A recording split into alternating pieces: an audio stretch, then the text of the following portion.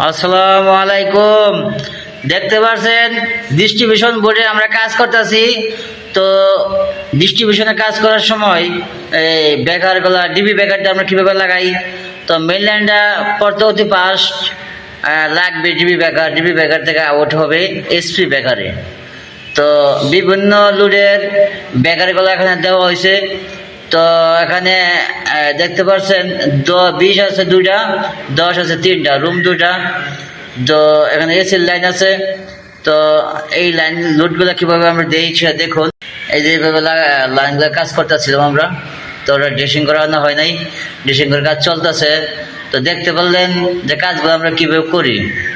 তো ডিস্ট্রিবিউশন বোর্ডে অনেকে আবার এই ডিবি বেকার ব্যবহার করে না, সরাসরি এসপি বেকার লাগাই দেয়। ডিবি বেকারটা দিলে হয় কি, তো কিন্তু সমস্যা হলে একটা বেকার বন্ধ করলে সমস্ত লাইন বন্ধ হয়ে যাবে। তো এই কাজগুলো দেখে শুনে করবেন। তো আমরাও কারেন্টের কাজগুলো দেখেন বেকারগুলো, এই যে এখানে 20 আছে 2টা, 10 আছে 3টা। তো এই যে একটা ডিবি বেকারটা হলো 32 এম্পিয়ার। তো কাজগুলো আমরা কীভাবে করি, এটা সুন্দর করে ড্রেসিং করতে হবে টাই দেবেন দে। তো বাড়িলা বলছিল টাই আনার জন্য, বাড়িলা টাই আনে নেই। তো কাজগুলো আমরা এভাবেই চেষ্টা করতে সুন্দর করে করার জন্য। তো দেখেন কাজগুলো কীভাবে করি। এখানে যে লুডের তারগুলো লাগানো হচ্ছে আউটপুটের।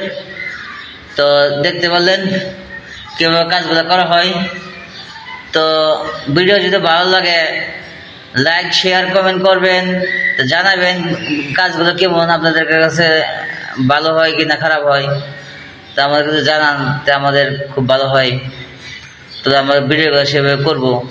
তো দেখতে পারলেন এই যে এসপি বেকারগুলা ডিস্ট্রিবিউশন বোর্ডটা কীভাবে লাগাই। তো এখন যে আউটপুটের তারগুলো কাজ হচ্ছে সেটা আপনি দেখুন। তো আজকে এই পর্যন্তই। আবার আগামী ভিডিওতে আবার ভালো ভিডিও নিয়ে আসবো। তো এই যে এটা এবার লাগানো শেষ পর্যায়ে, এই অল্প কিছু বাকি আছে। আজকে এই পর্যন্তই।